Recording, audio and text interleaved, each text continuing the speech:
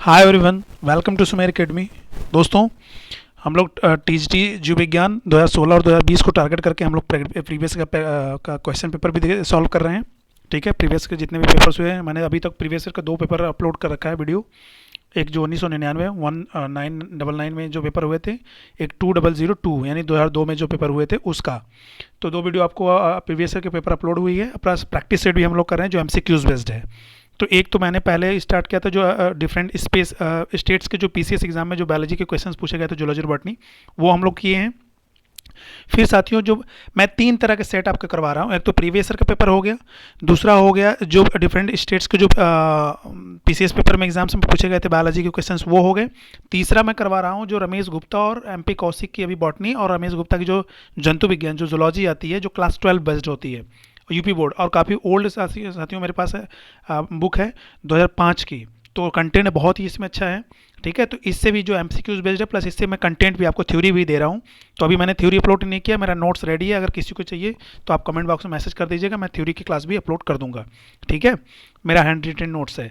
तो आज हम लोग इसी ये चैप्टर है रेस्पिरेशन, ठीक है, श्वसन से हम लोग एमसीक्यूज बेस्ड जो है रमेश गुप्ता की बुक से करने जा रहे हैं। चलिए शुरू करते हैं, देखते हैं इसमें क्या क्या क्वेश्चन है। और साथियों, लगभग हम लोग 150 यानी 150 के आसपास क्वेश्चंस करेंगे, जिसमें कि आज मैंने मोर देन 75 या 78 के आसपास आज मैंने क्वेश्चंस ले लिया, बाकी जो बचेगा वो नेक्स्ट पार्ट में हो जाएगा। ठीक है, तो आइए शुरू करते हैं ये वीडियो रेस्पिरेशन से जो एमसीक्यूज बेस्ड है रमेश गुप्ता की बुक से। टीजीटी टारगेट, टीजीटी बायोलॉजी 2016 और 2020 को लेकर के हम लोग प्रैक्टिस कर रहे हैं। आइए स्टार्ट करते हैं, पहला क्वेश्चन देखते हैं। मनुष्य और काकरोच की ट्रैकिया का समान लक्षण, मनुष्य और काकरोच की ट्रैकिया का समान लक्षण क्या है? एक्टोडर्म से बनी है, उपास्थि मुद्रा का छल्ले होते हैं, एंडोडर्म में से उपस्थित है, न चिपकने वाली दीवार है। तो क्वेश्चन नंबर फर्स्ट का आंसर बताएं।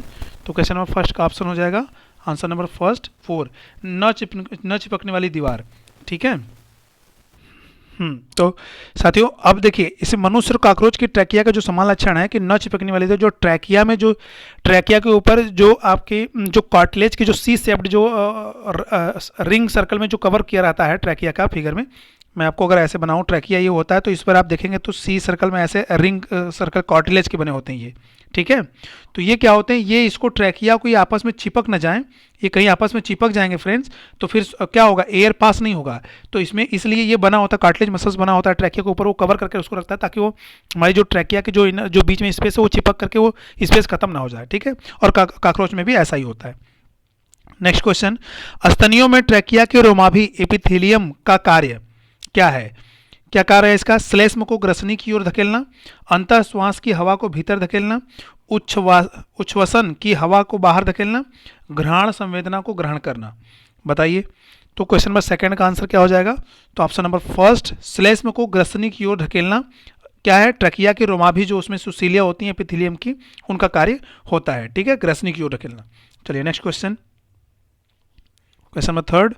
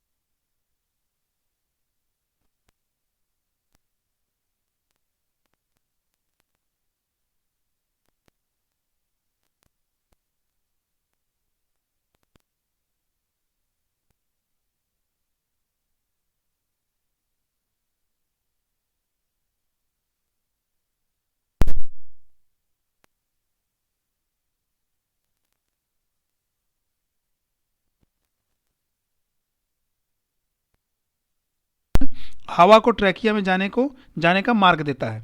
ग्लाटिस के बारे में बात हो रही है। क्वेश्चन नंबर 6, तो ऑप्शन नंबर 4, हवा को ट्रैकिया में जाने का मार्ग देता है कौन? ग्लाटिस। ठीक है, जो हमारा हवा लेते हैं तो ग्लाटिस क्या होती है, भोजन वाली नली को बंद करके एयर वाली नली को खोल देता है, तो उसमें हवा जो है हमें ट्रैकिया में चला जाता है। और जब हम भोजन लेते हैं तो ट्रैकिया वाली नली को बंद करके हमारी ईसोफेगस को जो है वो खोल देता है, तो हमारा भोजन ग्रास नली में, फेरिंग्स में चला जाता है। ठीक है, चलिए भोजन नल में। नेक्स्ट क्वेश्चन क्या है? क्वेश्चन नंबर 7, कौन सी प्रक्रिया शरीर में निरंतर होती रहती है? प्रतिवर्ती क्रियाएं, प्रतिवर्ती प्रतिक्रियाएं, पाचन, गमन, कोशिकी उपापचय। क्वेश्चन नंबर 7, तो ये भी right answer, option number easy. कोशिकी उपापचय जो सेलुलर मेटाबॉलिज्म है ये कंटिन्यू चलते रहते हैं हमेशा। ठीक है, क्वेश्चन नंबर 8, थायराइड उपास्थि किसमें होती है? लैरिंग्स में, फेरिंग्स में, कर्णपल्लव में, नासिका में। थायराइड उपास्थि, थायराइड उपास्थि बताइए, थायराइड कार्टिलेज। तो क्वेश्चन नंबर 8 का आंसर हो जाएगा ऑप्शन नंबर 1, लैरिंग्स में थायराइड कार्टिलेज होती है। ठीक है, क्वेश्चन नंबर 9, जंतुओं में सबसे सरल श्वासनांग कौन सा होता है? सबसे सरल श्वासनांग, रेस्पिरेटरी अंग जंतुओं में बताएं। तो क्वेश्चन नंबर 9 क्या है? त्वचा है, गलफड़ा है, संकुचनशील रिक्तिका है, फेफड़े हैं। तो क्वेश्चन नंबर 9 का आंसर तो क्या हो जाएगा? ऑप्शन नंबर फर्स्ट, क्या होता है? त्वचा। ठीक है, सबसे इजी श्वसनांग है ये, इसी से मतलब इजीली इसे श्वसन कर लेते हैं। मेंढक में तो साथियों 3 कंडीशन में श्वसन होता है, पता है कि नहीं आपको? मेंढक जो होता है वो 3 तरह से वो करता है श्वसन। अगर किसी को पता है तो कमेंट करे तो जरा, नहीं तो मैं वीडियो के लास्ट में आपको बता दूंगा। चलिए नेक्स्ट क्वेश्चन क्या है? कंठ द्वार के छिद्र का नियंत्रण कौन करता है? एरिटिनाइड उपास्थि, टर्बाइनल हड्डियां, क्रिकाइड उपास्थि, स्वरतंत्र, स्वरतंतु रहेगा। बताइए क्वेश्चन नंबर 10 का आंसर क्या हो जाएगा? तो क्वेश्चन नंबर 10 का ऑप्शन नंबर 4, स्वरतंतु जो ही है क्या करते हैं? ये क्या कंठ द्वार के छिद्र का नियंत्रण करते हैं, मतलब उसमें उसको कितना खुलना है, कितना ओपन होना, कितना बंद होना है। ठीक है, चलिए नेक्स्ट क्वेश्चन, क्वेश्चन नंबर 11। ये रमेश गुप्ता की, मैं फिर से रिपीट कर साथियों कि रमेश गुप्ता की जो 2005 की बुक है, मीन्स 12th की, 11th-12th की जो बुक पढ़ाई जाती है,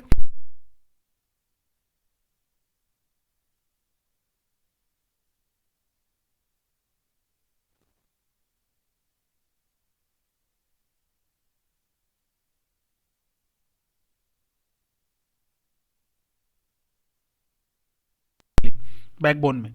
चलिए, मानव की ट्रैकिया में हवा न हो तो भी यह किसके कारण चिपकती नहीं है? स्फीति दाब, काइटिन युक्त छल्ले, उपास्थि छल्ले, अस्थीय छल्ले। चलिए, मैंने पहले ही क्वेश्चन में आपको बता दिया था, तो आंसर आपके सामने आ गया है। मुझे लगा कि नहीं, अब इसमें कोई कंफ्यूजन नहीं होना चाहिए। तो 11 का आंसर क्या हो जाएगा? ऑप्शन नंबर 3, उपास्थीय छल्ले। मैंने बताया ना कि जो कार्टिलेज का है, ये आपका ट्रैकिया है, तो इस पर जो ऐसे बने होते हैं, आपने देखा होगा फिगर में, ऐसे कह रहे थे सी शेप्ड, ऐसे करके। तो ये क्या करते हैं? इनका काम यही होता है कि ये ट्रैकिया को आपस में चिपकने से रोकते हैं। ठीक है, क्वेश्चन नंबर 12, स्वर रज्जु किस में होते हैं? फेरिंग्स, लैरिंग्स, एपिग्लाटिस, श्वसनिया। स्वर रज्जु, तो क्वेश्चन नंबर 12 का आंसर, तो 12 का आंसर नंबर ऑप्शन नंबर 2, लैरिंग्स में होते हैं। ठीक है, लैरिंग्स ही तो हमारी मीन्स इसको स्वर यंत्र भी बोलते हैं ना। नेक्स्ट क्वेश्चन 13, इनमें से कौन सी रचना भोजन को वायुनाल में जाने से रोकती है? कंठ द्वार, निगल द्वार, एपिग्लाटिस, ग्रसनी। ये भी इजी है। क्वेश्चन नंबर 13 का आंसर तो हो जाएगा एपिग्लाटिस।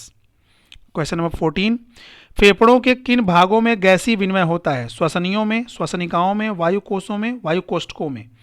क्वेश्चन नंबर 14 का आंसर तो एल्वियोलाई में, हिंदी में इसको वायु कोष्ठक बोलते हैं। नेक्स्ट क्वेश्चन, मनुष्य तथा अन्य स्तनियों में बाहर से फेफड़ों तक जाने के मार्ग का सही सेट कौन सा है? यानी कि ये श्वास नाल का पैसेज ऑफ इंस्पिरेशन, हम जब अंतर श्वसन करते हैं तो उसका पैसेज पूछ रहा है, रास्ता पूछ रहा है कि क्या होता है? पहले नासा गुहा, फिर लैरिंग्स, फिर फेरिंग्स, फिर श्वासनाल, फिर श्वसनिया, फिर कोष्ठक। नासा गुहा, लैरिंग्स, फेरिंग्स, श्वासनाल, श्वसनिका, श्वसनिकाएं एंड स्वर कोष्ठक। नासा गुहा, फेरिंग्स, लैरिंग्स, श्वासनाल, श्वसनिकाएं और श्वसनिकी कोष्ठक। देखिए, तो इसका इजी सबसे आंसर क्या हो जाएगा कि ऑप्शन नंबर 4 हो जाएगा। क्यों? आप नासा गुहा से शुरू होगा और लास्ट में क्या होगा? स्वर कोष्ठक तक जाएगा। ठीक है, लेकिन बीच में देखिए कहाँ चेंज हो गया। अब ये देखिए 3rd भी सही चल रहा है। ठीक है, श्वासनाल, श्वसनिकाएं, लेकिन अभी देखिए श्वसनिया हो गया। ठीक है, जबकि श्वासनिकाएं पहले होगा, फिर श्वसनिया बाद में तभी होगा। तो ऑप्शन नंबर 4 सही हो जाएगा।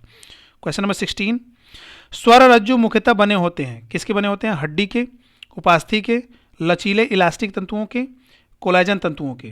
क्वेश्चन नंबर 16 का आंसर, तो 16 का आंसर ऑप्शन नंबर 3, लचीले तंतुओं के बने होते हैं। ठीक है, इलास्टिक फाइबर्स के।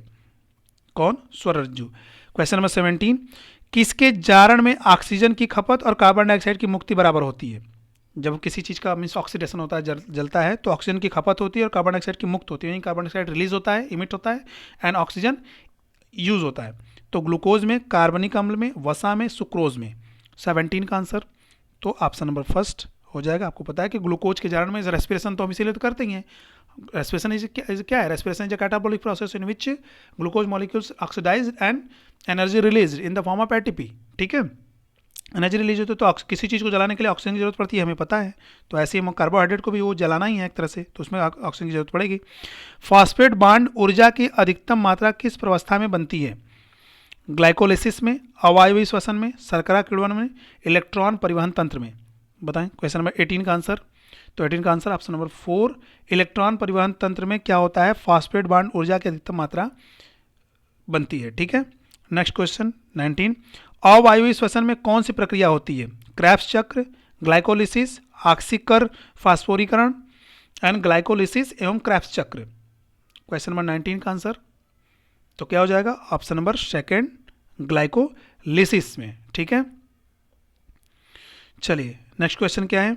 क्वेश्चन नंबर 20, क्रेब्स चक्र का विशेष महत्व क्या है? अमीनो अम्लों का संश्लेषण, प्रकाश संश्लेषण को बढ़ावा देना, ईंधन पदार्थ में हाइड्रोजन आयनों को मुक्त करना एंड विटामिनों का संश्लेषण।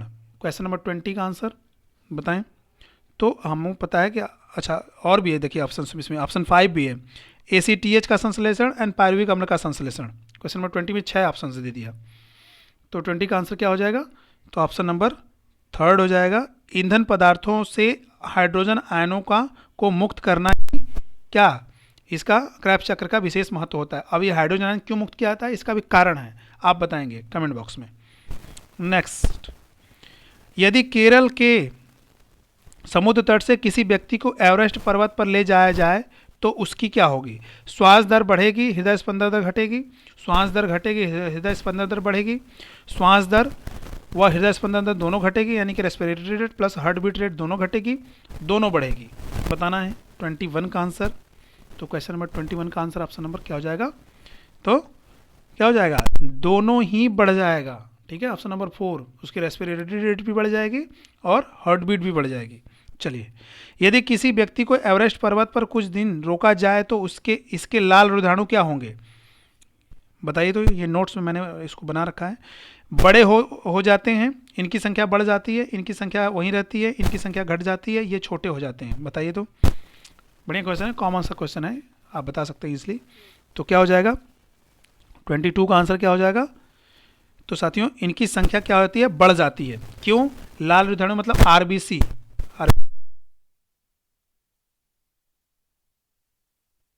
क्या होता है?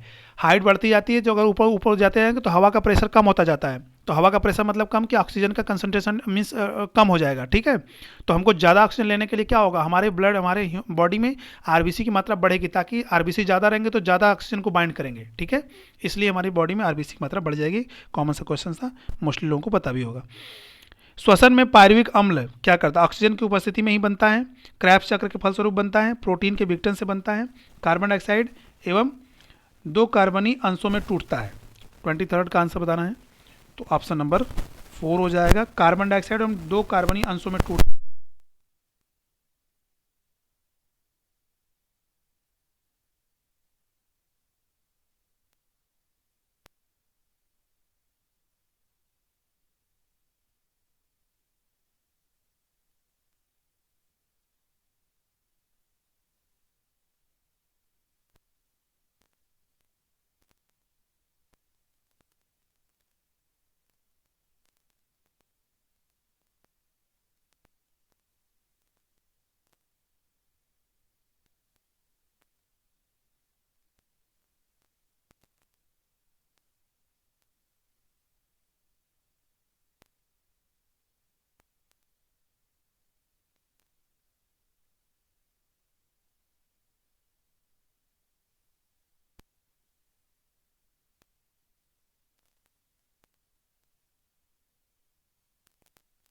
अब देखिए कितनी तरह से क्वेश्चन पूछा सकता है। एक ये 2 3 4 5, फिर क्या है 6 7, एक 8, एक ही क्वेश्चन को 8 फॉर्मेट में साथियों पूछा जा सकता है।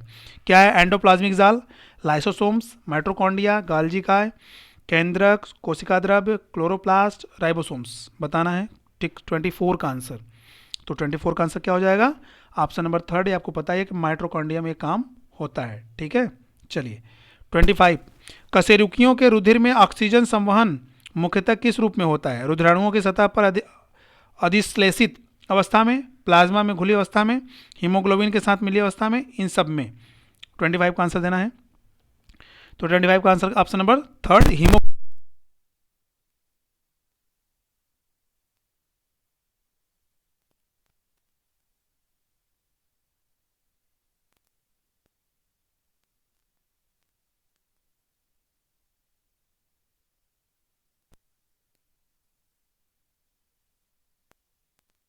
की कमी से। 26 का आंसर देना है। तो 26 का आंसर हो जाएगा ऑप्शन नंबर 3 ऑक्सीजन की कमी और कार्बन डाइऑक्साइड की अधिकता से तो ऐसा होता है। ठीक है, चलिए नेक्स्ट क्वेश्चन क्या है? 27। ऑक्सीजन का सांद्रण ऊतकों और फेफड़ों की श्वसन सतह पर समान हो तो, ऑक्सीजन का सांद्रण ऊतकों और फेफड़ों की श्वसन सतह पर ना रेस्पिरेटरी सरफेस पे समान हो तो क्या हो जाएगा? ऑक्सी हीमोग्लोबिन के टूटने से ऑक्सीजन मुक्त होकर ऊतकों में जाएगी। ऐसा नहीं होगा। कार्बन डाइऑक्साइड ऑक्सीजन के संवहन में बाधा उत्पन्न करेगी। श्वसन सतह पर ऑक्सी हीमोग्लोबिन ऑक्सीजन लेकर ऑक्सी हीमोग्लोबिन में बदलेगा। बताना है 27 का आंसर। तो 27 का आंसर ऑप्शन नंबर 2 हो जाएगा। ऐसा नहीं हो सकता है साथियों, क्या कि ऑक्सीजन का सांद्रण ऊतकों और फेफड़ों की सतह पर समान हो जाए। ठीक है, ऐसा हो समान हो जाएगा तो कोई विनिमय नहीं होगा, मीन्स एक्सचेंज ऑफ गैसेस नहीं हो पाएगा। ठीक है, चलिए ऑक्सीकर तथा वसा उपापचय में महत्वपूर्ण पदार्थ क्या है? पायरुविक अम्ल, glucose, acetyl coenzyme A, carbon dioxide. 28 का आंसर देना है। तो 28 का आंसर क्या हो जाएगा? आपको पता है सबसे महत्वपूर्ण क्या होता है? Acetyl coenzyme. ठीक है, क्रेब्स चक्र का फर्स्ट स्टेप है शायद। नेक्स्ट क्वेश्चन 29, कंफर्म कर लीजिए किसको। किस प्रक्रिया या पदार्थ के माध्यम से ग्लूकोज से अधिक ऊर्जा प्राप्त होती है? एल्कोहली विश्लेषण से, वसा उपापचय से, लैक्टिक अम्ल से, क्रेब्स चक्र से। 29 का आंसर देना है आपको। तो 29 का आंसर ऑप्शन नंबर क्या हो जाएगा? किस प्रक्रिया या पदार्थ के माध्यम से ग्लूकोज की अधिकतम ऊर्जा? हाँ, तो आपको पता ही है ऑप्शन नंबर क्या हो जाएगा? ऑप्शन नंबर 4 क्रेब्स चक्र से ही तो ज़्यादा हमको ऊर्जा मिलती है, एटीपी का फॉर्मेशन होता है उसमें। चलिए नेक्स्ट क्वेश्चन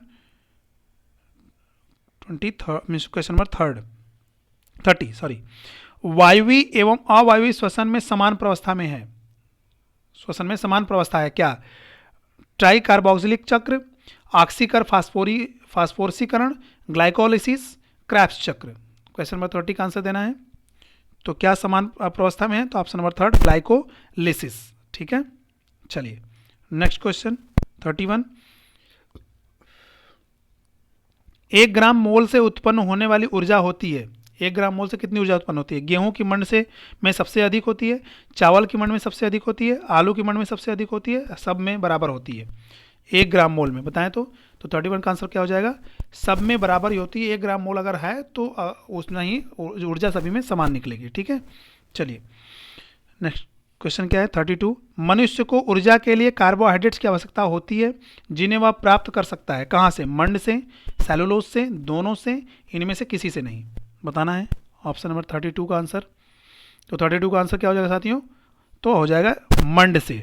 ठीक है, कार्बोहाइड्रेट की आवश्यकता होती है जिन्हें वो प्राप्त मंड से इसमें कर सकता है, सेलुलोज से तो हो नहीं सकता, दोनों से तो हो नहीं सकता, इनमें से कोई नहीं। सेलुलोज बॉडी में अब डाइजेस्ट नहीं होता है। ठीक है, नेक्स्ट क्वेश्चन 33। माइटोकॉन्ड्रिया का कार्य क्या है? कोशिकीय पाचन, उत्सर्जन, कोशिकीय श्वसन, प्रोटीन संश्लेषण। माइटोकॉन्ड्रिया का कार्य इजी है, मुझे नहीं लग रहा किसी को नहीं पता होगा। तो ऑप्शन नंबर 3 कोशिकीय श्वसन। ठीक है,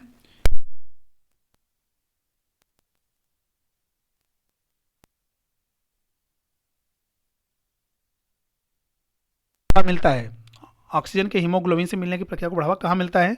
रुधिर में ऑक्सीजन की मात्रा बढ़ने से, रुधिर में कार्बन डाइऑक्साइड की मात्रा बढ़ने से, रुधिर में कार्बन मोनोऑक्साइड डाल देने से, रुधिर में ऑक्सीजन की मात्रा कम कर देने से। बताएं 34 का आंसर क्या हो जाएगा? तो ऑप्शन नंबर 4 रुधिर में ऑक्सीजन की मात्रा कम कर देने से क्या हो जाता है? ऑक्सीजन के हीमोग्लोबिन से मिलने की प्रक्रिया को बढ़ावा मिलता है। बात समझ में आ रही है? ये 34 कैसे ऐसा होगा? क्योंकि ऑक्सीजन कम हो जाएगा तो क्या होगा? आरबीसी की संख्या बढ़ जाएगी। ठीक है, चलिए नेक्स्ट क्वेश्चन नंबर 35। किस तथ्य से पता लगता है कि रक्त में ऑक्सीजन का संवहन प्लाज्मा में घुली अवस्था में होने के बाद हीमोग्लोबिन से मिलकर अधिक होता है? किस तथ्य पता चलता है? हीमोग्लोबिन ऑक्सीजन से मिल सकता है, ऑक्सी हीमोग्लोबिन हीमोग्लोबिन एवं ऑक्सीजन में विखंडित होता है, कार्बन डाइऑक्साइड की मात्रा बढ़ने से हीमोग्लोबिन और ऑक्सीजन के मिलने की प्रक्रिया घट जाती है। फोर्थ है, ऑक्सीजन के संवहन की क्षमता प्लाज्मा के बजाय पूर्ण रक्त में कहीं अधिक होती है तथा फेफड़ों में वापस आने वाले रक्त में ऑक्सीजन का सांद्रण इसमें जाने वाले रक्त से कहीं अधिक होता है। बताइए तो, देखिए लंबे लंबे स्टेटमेंट्स हैं, थोड़ा पढ़ के कंफर्म करके तो बताइए। 35 का आंसर तो ऑप्शन नंबर 4 हो जाएगा।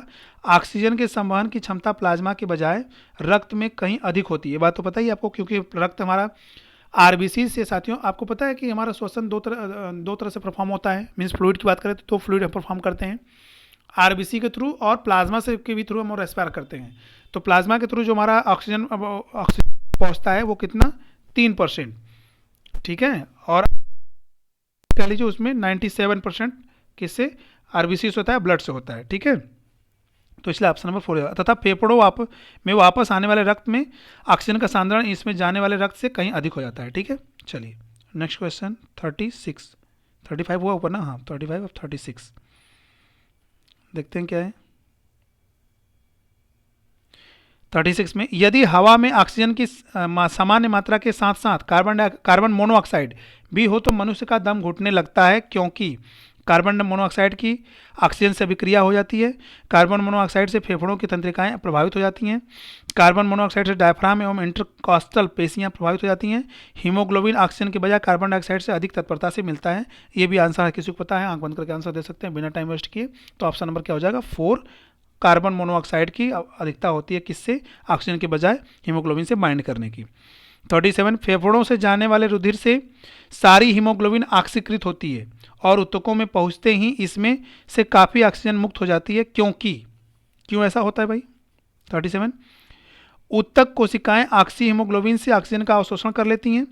ऊतकों में फेफड़ों के विपरीत ऑक्सीजन का सांद्रण अधिक और कार्बन डाइऑक्साइड का सांद्रण कम होता है। फेफड़ों की तुलना में ऊतकों में ऑक्सीजन का सांद्रण कम और कार्बन डाइऑक्साइड का सांद्रण अधिक होता है। ऑक्सी हीमोग्लोबिन का अपचयन हो जाता है। 37 का आंसर देना आपको, तो 37 का ऑप्शन नंबर 3 हो जाएगा। फेफड़ों की तुलना में ऊतकों में ऑक्सीजन का सांद्रण कम होता है और कार्बन डाइऑक्साइड का सांद्रण अधिक होता है, ठीक है। इसलिए ये घटना होती है, प्रक्रिया होती है। चलिए 38 का क्वेश्चन नंबर 38 देखते हैं। फेफड़ों से ऊतकों में जाकर वापस आने के एक संचरण चक्र में हीमोग्लोबिन की कितनी प्रतिशत मात्रा अपनी ऑक्सीजन दे देती है? 50, 25, 75, 100 बताना है 38 का आंसर। तो 38 का आंसर क्या हो जाएगा, ऑप्शन नंबर 2 25, ठीक है। चलिए नेक्स्ट है 39, उच्च ऊर्जा यौगिक जो जीवों में ग्लूकोज के ऑक्सीकर विखंडन के दौरान बनता है, क्या पायरुविक अम्ल, adenosine monophosphate, adenosine triphosphate, acetoacetate, ठीक है। 4 बताना है 39 का आंसर। तो 39 का आंसर क्या हो जाएगा, ऑप्शन नंबर 3 एडिनोसिन ट्राइफास्फेट, ठीक है। क्वेश्चन नंबर 40, ग्लाइकोलिसिस में अंत में क्या हो जाता है, प्रोटीन ग्लूकोज में बदलती है, पायरुविक अम्ल में बदलता है, ग्लूकोज पायरुविक अम्ल में बदलता है। और थर्ड ऑप्शन दिया है कि कट गया, सॉरी साथियों कट गया है पीडीएफ में, देखता हूँ। अच्छा मैं आप लोगों को ऑप्शंस अभी बताता हूँ, 1 मिनट। हाँ चलिए सेकेंड ऑप्शन ले लीजिए आप। सेकेंड ऑप्शन है मंड ग्लूकोज में बदलता है, ठीक है।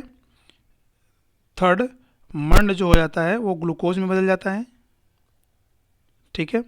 फोर्थ है ग्लूकोज फ्रक्टोज में बदलता है, फोर्थ हो जाएगा ग्लूकोज फ्रक्टोज में, ठीक है। चलिए तो आप आंसर दीजिए आप 40 का आंसर क्या हो जाएगा। तो साथियों ऑप्शन नंबर 2 हो जाएगा, यहीं पे ग्लूकोज पायरुविक अम्ल में बदलता है, आपको पता ही है ग्लाइकोलिसिस के अंत में, ठीक है। चलिए नेक्स्ट क्वेश्चन 41 देखते हैं क्या है। सिट्रिक अम्ल चक्र के ऑक्सैलिक अम्ल से मिलने से पहले पायरुविक अम्ल किस में बदलता है? सिट्रिक अम्ल चक्र के ऑक्सैलिक अम्ल से मिलने से पहले, ठीक है, पायरुविक अम्ल किस में बदलता है? ऑप्शन बताना है, ऑप्शन आपके सामने। लैक्टिक अम्ल में, एस्टिल कोएंजाइम ए में, सिस एकोनिटिक अम्ल में एंड एसिटोएसिटिक अम्ल में। बताना है 41 का आंसर। 41 का आंसर क्या हो जाएगा साथियों? हाँ 41। चलिए, तो 41 का आंसर क्या हो जाएगा? तो ये हो जाएगा option number second, acetyl coenzyme A में बदलता है। ठीक है। 42, गहरे अंतः श्वास के बाद फेफड़ों के अधिकतम उच्छ्वास सामर्थ्य को कहते हैं क्या? कुल सामर्थ्य, सजीव सामर्थ्य, अंतः श्वास सामर्थ्य, कार्यात्मक अवशेष सामर्थ्य, प्रवाही वायु। बताना है आपको आंसर 42 का। तो 42 का आंसर क्या हो जाएगा? तो ऑप्शन नंबर सेकंड, सजीव सामर्थ्य। ठीक है। चलिए नेक्स्ट 43, शरीर के बाहर प्रयोगशाला में ग्लूकोज के एक अणु का पूरा ऑक्सीकरण अर्थात जारण करें तो कितनी कैलोरी ऊर्जा मुक्त होती है? बढ़िया क्वेश्चन है, स्टैटिस्टिकल है, सॉरी फ्रेंड, इसको आपको कंफर्म करके रखना होगा। बताइए 43। तो 43 का आंसर क्या हो जाएगा? Option number second, 686,000। ठीक है, कैलोरी ऊर्जा मुक्त होती है। चलिए नेक्स्ट क्वेश्चन नंबर 44, सजीव कोशिका सक्रिय श्रावण उत्सर्जन या जनन कर रही है, इस उपापचय में ऊर्जा का व्यय होता है क्या? कौन से ऊर्जा स्रोत की कमी इसे तुरंत प्रभावित करेगी? 44 का आंसर देना है, ATP, Surya Prakash, glucose, carbohydrates. तो 44 का आंसर क्या हो जाएगा? तो आपको पता ही है कि तुरंत ऊर्जा ऑप्शन नंबर फर्स्ट एटीपी से ही मिलता है। ठीक है। नेक्स्ट क्वेश्चन 45, अवायवीय श्वसन इनमें से किस में हो सकता है? एकाइनोडर्मेटा में, और क्या है, चींटियां, हाँ चींटियों में, मिट्टी के कृमि में, फीता कृमि में। 45 का आंसर तो आपको पता है, 45 का आंसर क्या हो जाएगा? ऑप्शन नंबर 4, फीता कृमि में। ठीक है, अवायु श्वसन, एनारोबिक रेस्पिरेशन। चलिए नेक्स्ट क्वेश्चन, क्यों हो जाएगा वो अभी आपको पता ही है। स्तनियों में टाइडल वायु होती है, टाइडल वॉल्यूम, टाइडल वॉल्यूम समझते हैं ना? टाइडल वॉल्यूम नहीं पता तो आप लेक्चर आपको देखना पड़ेगा, मैं अपलोड करूंगा तो उसमें आप देखिएगा। ठीक है। हाँ, ऑप्शन 6 के सामने, वायु की कुल मात्रा जो फेफड़ों में भरी जा सकती है, सामान्य उच्छ्वास के बाद फेफड़ों में बची वायु, वायु जो सामान्य सांस में फेफड़ों में भरती और निकलती है, वायु जो सामान्य उच्छ्वास के बाद भी फेफड़ों से निकाली जा सकती है। टाइडल वॉल्यूम बताना आपको 46 का आंसर। तो 46 का आंसर अपना ऑप्शन नंबर थर्ड हो जाएगा। वायु जो सामान्य सांस में फेफड़ों में भरती है और निकलती है उसे हम टाइडल वॉल्यूम बोलते हैं, टीवी बोलते हैं इसको शॉर्ट में, टाइडल वॉल्यूम। ठीक है। चलिए नेक्स्ट क्वेश्चन, क्वेश्चन नंबर 47, श्वसन कौन करता है? वायु कोष्ठकों की कोशिकाएं, सारी शरीर कोशिकाएं, रक्त के रुधिराणु, आहार नाल की श्लेष्मिक कला की कोशिकाएं। 47 का आंसर तो ऑप्शन नंबर सेकंड, ये भी तो आपको पता ही होगा, सारी शरीर की कोशिकाएं करेंगी। ठीक है। नेक्स्ट 48, पहाड़ियों में आरबीसी की संख्या अधिक होती है क्योंकि इन्हें अधिक ऑक्सीजन चाहिए, इन्हें ठंड से बचने के लिए अधिक ताप चाहिए, पहाड़ पर वायु कम संघनित होती है, पहाड़ पर वायु दाब अधिक होता है, पहाड़ पर वायु अपेक्षाकृत शुद्ध होती है, पहाड़ पर सूर्य का प्रकाश तीव्र होता है। कोई मतलब नहीं है सब ऑप्शन। 48 का आंसर बताइए। तो 48 का आंसर ऑप्शन नंबर क्या हो जाएगा? थर्ड। आपको पता है कि पहाड़ पर वायु कम संघनित होता है, इसलिए आरबीसी की मात्रा अधिक होती है ताकि ऑक्सीजन को ज़्यादा से ज़्यादा बाइंड किया जा सके। रुधिर में अधिकांश कार्बन डाइऑक्साइड का संवहन किस रूप में होता है? प्लाज्मा में कार्बेमिनो हीमोग्लोबिन। ठीक है। सेकेंड है आरबीसी में कार्बोनिक अम्ल, प्लाज्मा में कार्बोनेट्स, प्लाज्मा में बाइकार्बोनेट्स, स्वतंत्र कार्बन डाइऑक्साइड, KHCO3। बताना है 49 का आंसर। तो 49 का आंसर हो जाएगा ऑप्शन नंबर 4, प्लाज्मा में बाइकार्बोनेट। ठीक है। चलिए नेक्स्ट क्वेश्चन नंबर 50, इनमें से किस पदार्थ के 1 ग्राम मोल से कार्बोहाइड्रेट तथा अन्य पदार्थों की तुलना में दुगनी से भी अधिक ऊर्जा उत्पन्न होती है? किसमें? खनिज तत्वों से में, प्रोटीन में, वसा में, वाइटामिन में। बताना है 50 का आंसर। तो 50 का आंसर हो जाएगा ऑप्शन नंबर थर्ड, फैट में यानी वसा में, आपको पता है। चलिए नेक्स्ट क्वेश्चन, माइटोकॉन्ड्रिया को कोशिकाओं के शक्ति घर कहते हैं, माइटोकॉन्ड्रिया को कोशिकाओं का शक्ति घर कहते हैं क्योंकि इनमें ग्लाइकोलिसिस द्वारा ऊर्जा उत्पन्न होता है, इनमें विद्युत उत्पादन होता है, इसमें एडीपी से ऊर्जा का संग्रहण होता है, इनमें से कोई नहीं। बताइए 51 का आंसर। तो बिल्कुल ईजी आंसर है, क्या हो जाएगा? ऑप्शन नंबर थर्ड, इनमें एडीपी में ऊर्जा का संग्रहण होता है, इसलिए इनको powerhouse of the cell भी कहते हैं। 52, क्वेश्चन नंबर 52, कोशिकाओं में ग्लूकोज के एक अणु के पूर्ण ऑक्सीकर विखंडन से सामान्यतः एटीपी के कितने अणु बनते हैं? 36, 38 या 36, 40, 2, 15, 48। बताना है कितने बनते हैं 52 का आंसर। तो 38 या 36। ठीक है। नेक्स्ट क्वेश्चन क्या है 53, क्रैब्स चक्र की अंतिम प्रवस्था में किसका रूपांतरण होता है? ग्लूकोज, मौलिक अम्ल, मैलिक अम्ल, फ्यूमेरिक अम्ल एंड पायरुविक अम्ल। बताना है 53 का आंसर। तो 53 का आंसर क्या हो जाएगा? ऑप्शन नंबर सेकेंड, मैलिक अम्ल। ठीक है, चलिए नेक्स्ट क्वेश्चन 54।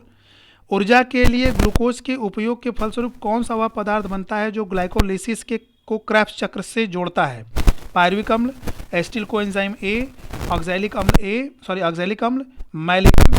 बताना है 54 का आंसर। तो 54 का आंसर क्या हो जाएगा? Option number second, acetyl coenzyme A, बिना सोचे समझे। Option number 55। जैव ऑक्सीकरण से ऊर्जा किस रूप में बनती है? एडीपी, एटीपी, लैक्टिक अम्ल, ग्लूकोज। बताना है, बताइए तो 55 का आंसर। तो 55 का आंसर हो जाएगा ऑप्शन नंबर सेकंड, एटीपी। ठीक है। 56। उच्छ्वास की वायु में ऑक्सीजन की मात्रा कितनी होती है? 16%, 4%, 20%, 25 या 10%? उच्छ्वास पूछ रहा है, बताइए 56 का आंसर। तो 56 का आंसर हो जाएगा ऑप्शन नंबर फर्स्ट, 16%। ठीक है।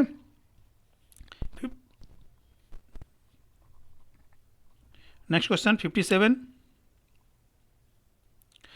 आकस्मिक गहरे अंतः श्वास का कारण रक्त में क्या होता है? ऑक्सीजन का सांद्रण बढ़ता है, कार्बन डाइऑक्साइड का सांद्रण बढ़ना, कार्बन डाइऑक्साइड का सांद्रण घटना, ऑक्सीजन का सांद्रण बढ़ना या कार्बन डाइऑक्साइड का सांद्रण घटना? 57 का आंसर। तो 57 का आंसर कार्बन डाइऑक्साइड का सांद्रण बढ़ना, ऑप्शन नंबर सेकेंड। 58। मेडुला में स्थित श्वास केंद्र पर कैसा नियंत्रण होता है? रासायनिक, तंत्रिकीय, भौतिक, रासायनिक एवं तंत्रिकीय। 58। तो क्या हो जाएगा? ऑप्शन नंबर फर्स्ट, रासायनिक। ठीक है, 58 का। Next question 59। श्वास केंद्र से तीव्र श्वास की प्रेरणा तब प्रसारित होती है जब इसमें अशुद्ध रक्त पहुंचता है, इसमें शुद्ध रक्त पहुंचता है, इसमें अशुद्ध रक्त निकलता है, इसमें से अशुद्ध रक्त निकलता है, इसमें से अशुद्ध रक्त निकलता है। बताना है 59 का आंसर। तो ऑप्शन नंबर सेकंड, इसमें शुद्ध रक्त जब पहुंचता है तो श्वास केंद्र से तीव्र श्वास की प्रेरणा तब प्रसारित होती है। चलिए नेक्स्ट क्वेश्चन देखते हैं 60।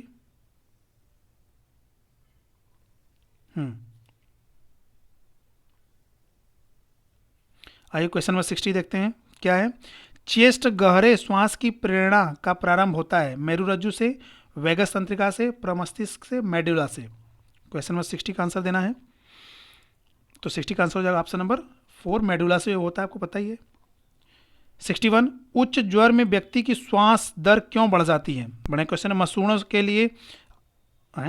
के लिए अधिक ऑक्सीजन की आवश्यकता के कारण, भूख मर जाने के कारण, चिंता के कारण, उच्च ताप के कारण। बताना है 61 का आंसर।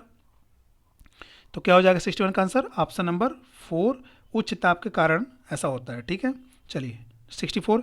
सामान्य श्वास दर के नियंत्रक केंद्र यानी श्वास केंद्र कहाँ स्थित होते हैं? प्रमस्तिष्क में, निमस्तिष्क में, मेडुला में, मध्य मस्तिष्क में। बताना है 62 का आंसर। तो हो जाएगा ऑप्शन नंबर 3, मेडुला में। ठीक है, चलिए नेक्स्ट 63 का। सामान्य या गहरी अंतः श्वास के दौरान डायफ्राम क्या होता है? शिथिल या गुंबदनुमा हो जाता है, संकुचित और चपटा सा हो जाता है, फैलकर गोल सा हो जाता है, अपरिवर्तित रहता है। 63 का आंसर। तो 63 का आंसर क्या हो जाएगा? संकुचित और चपटा सा हो जाता है। ठीक है। 64। किसके विखंडन से जैव ऊर्जा सुगमता से मिल जाती है? ADP, glucose, ATP, glycogen, NAD, FAD, DNA. बताना है 64 का आंसर।